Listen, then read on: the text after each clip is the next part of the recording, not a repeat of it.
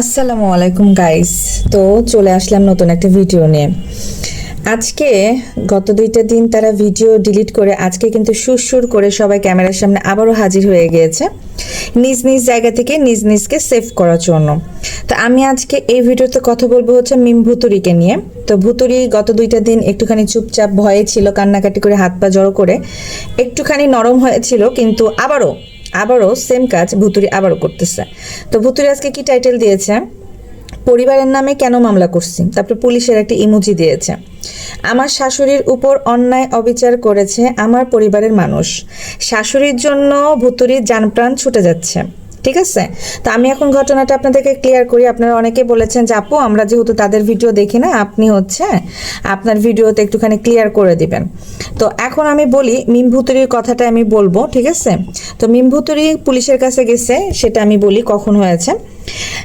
যেদিন video upload করে মিম ভুতুরি 1 ঘন্টার একটা ভিডিও ক্লিপ আপলোড করে, এবং ভিডিও ক্লিপ আপলোড করার পর তার পরিবার থেকে অনেক বেশি ফোন কল যায় যে ভিডিওটা ডিলিট করার জন্য। সবাই ফোন দেয়, সাবিনা ফোন দেয়, সবাই সবকিছু বলে, বাট মিম ভুতুরি ভিডিও ডিলিট করে না।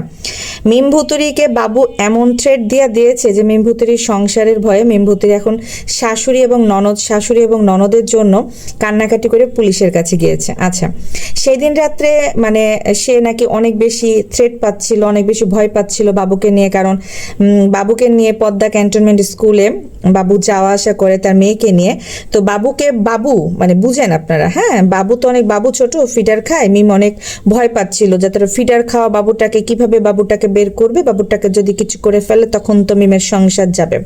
তো যাই হোক, ভুতুরি অনেক ভয় পাচ্ছিল। তো ভুতুরিয়া শারমিনকে কল দেওয়ার চিন্তা ভাবনা করছিল, আর এই চিন্তা ভাবনা করতে করতে শারমিন আপা তারে ফোন দিয়ে ফেলায়, ওই যে বাটুলটা, হ্যাঁ, মিমের ননদ বাটুল শারমিন।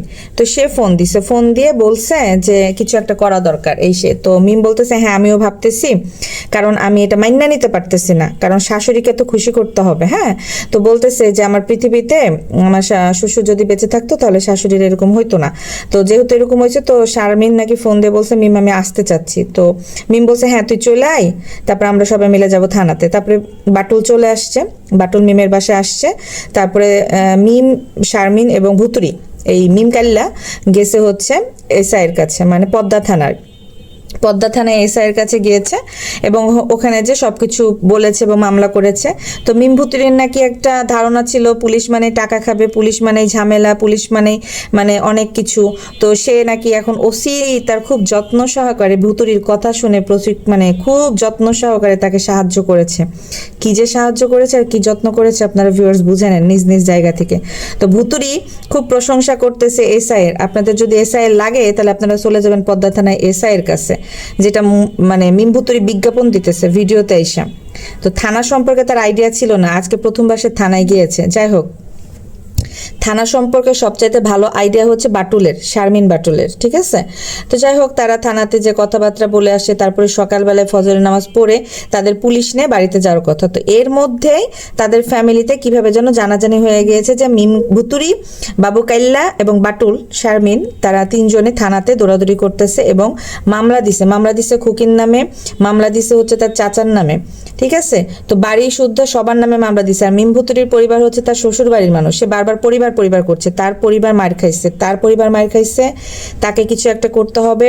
তার শাশুড়ির জন্য সে যথেষ্ট, তার শাশুড়ি যেন বলতে পারে বৌমা তুমি এটা করো। তো তার শাশুড়ি নাকি তাকে ফোন দিয়ে অনেক কথা বলছে যে তোর পরিবার, তোর জন্য এরকম হয়েছে, তোর দাওয়াত খাইতে গেছিলাম, তোর মেয়ের দাওয়াত খাইতে গেছিলাম, আমাকে এভাবে মারছে।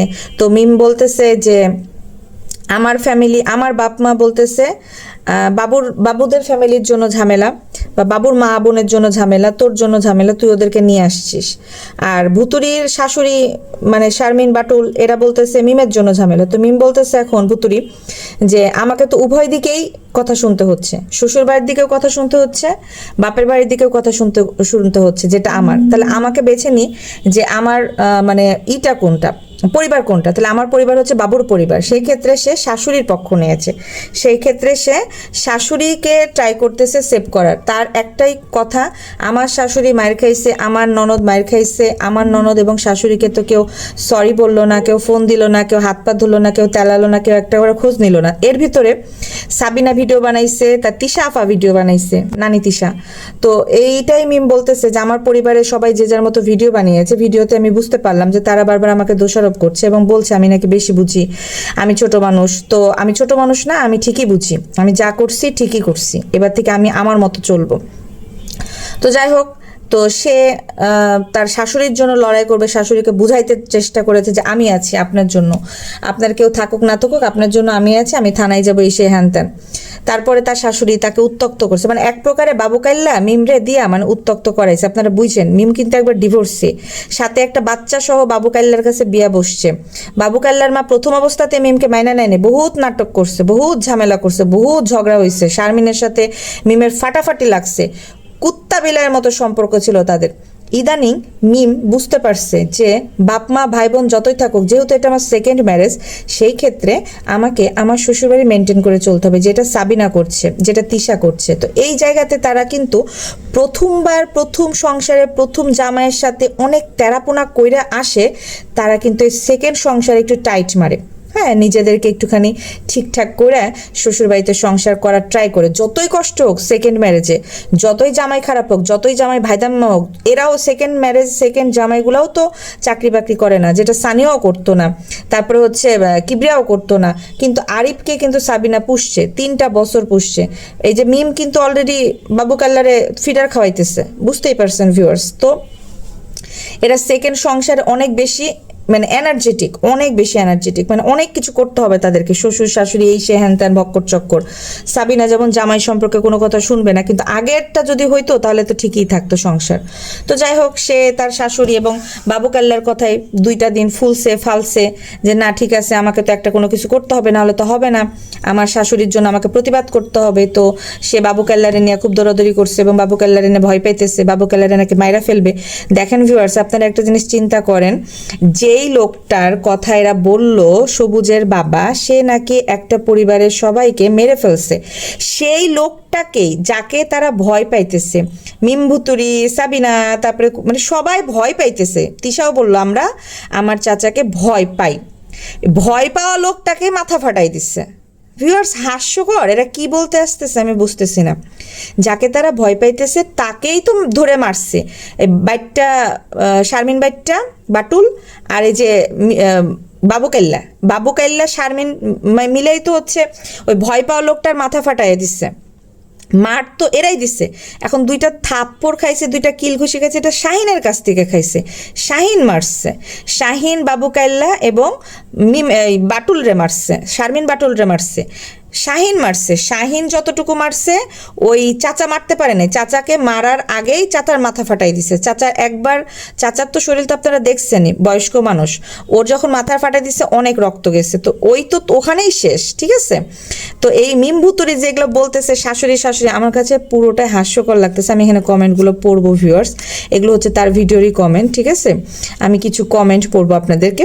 এখানে লিখছে বেশি দিন যাবে না, হ্যাঁ আপনি আবার শ্বশুরবাড়ির বিরুদ্ধে এসে কান্নাকাটি করে ভিডিও বানাবেন, মনে রাখেন।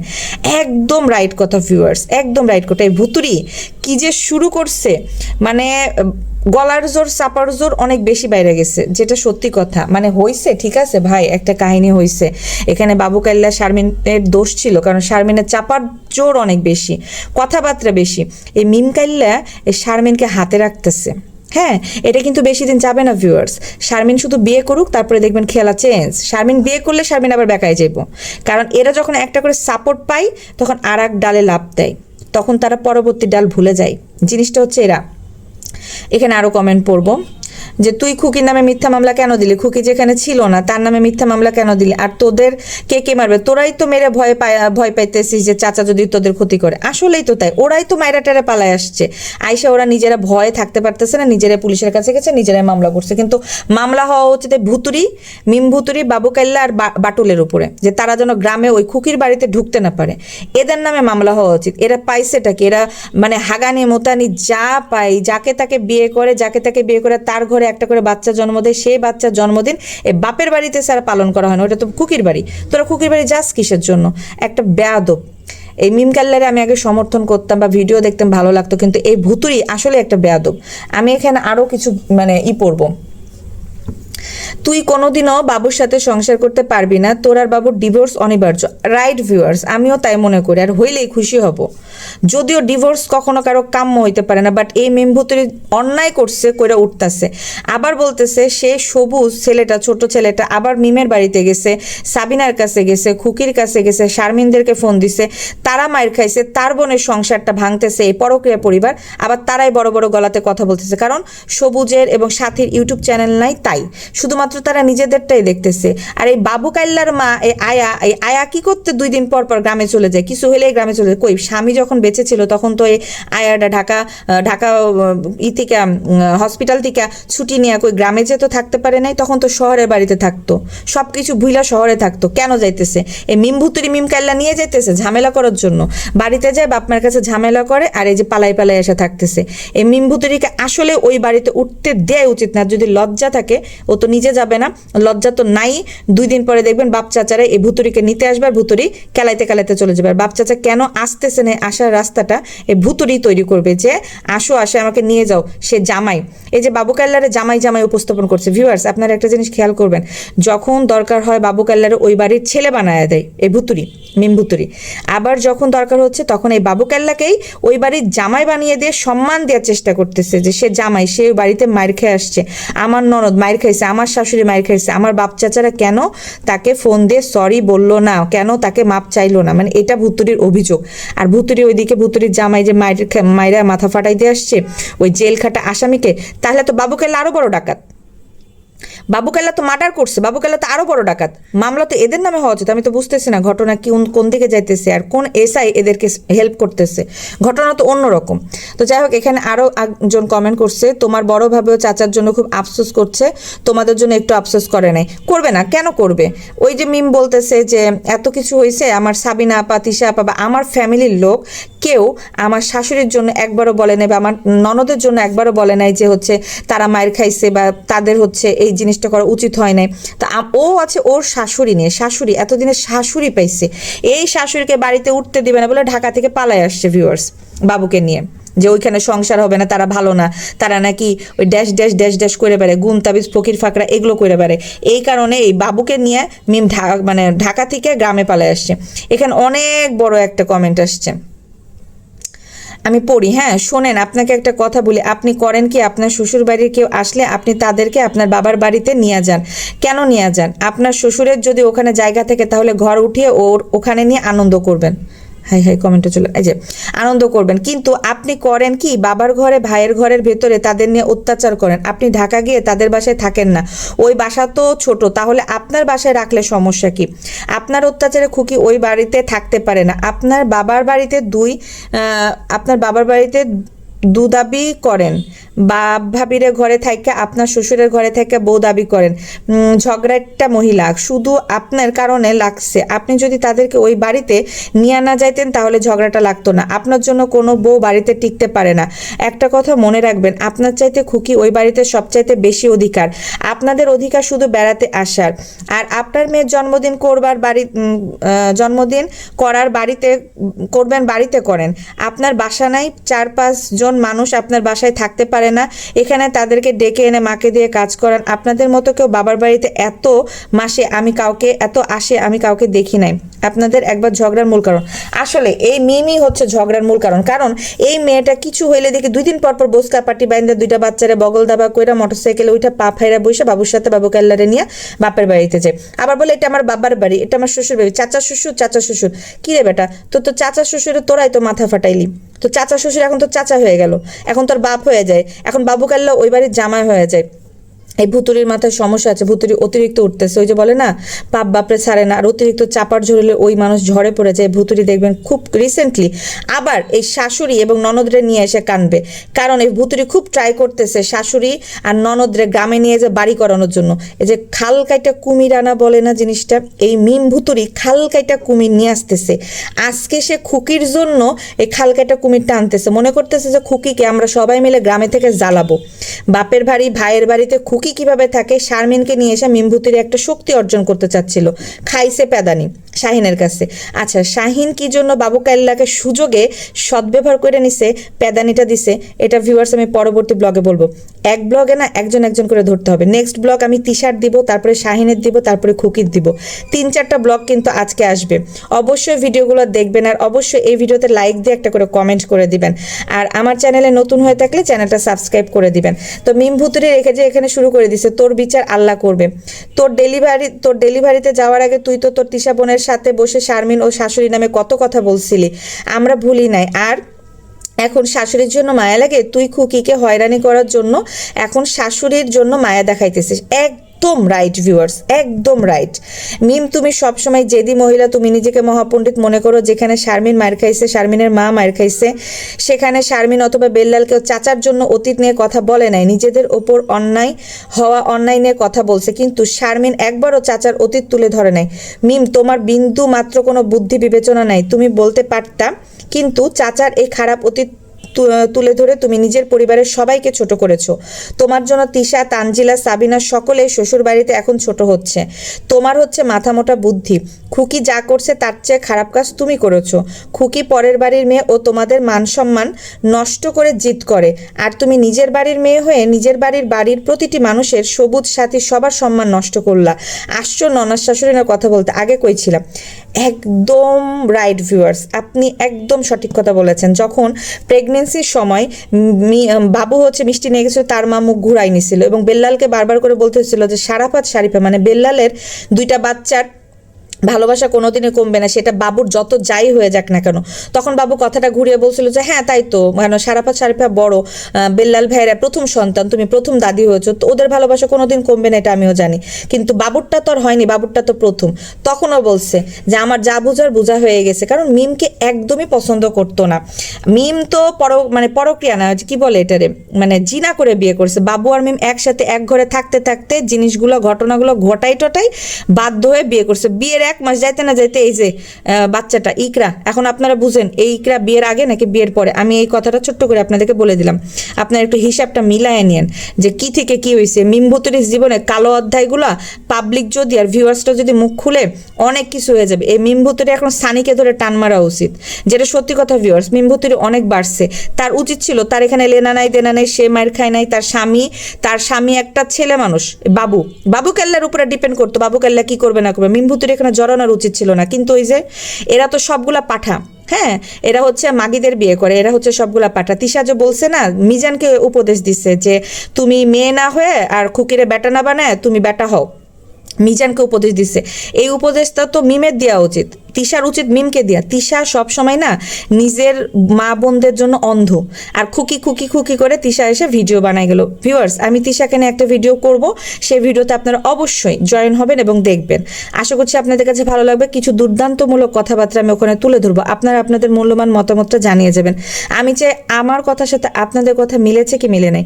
কথা বলতে বলতে না অনেক কথা বলা হয়ে যায়, যার কারণে আমি আসলে এত কিছু মানে বলতে পারতেছি না টাইম নিয়ে। মানে ভিডিও বড় হয়ে যায়, এত বড় বড় ভিডিও আসলে দিতেও খুব কষ্ট হয়ে যায়।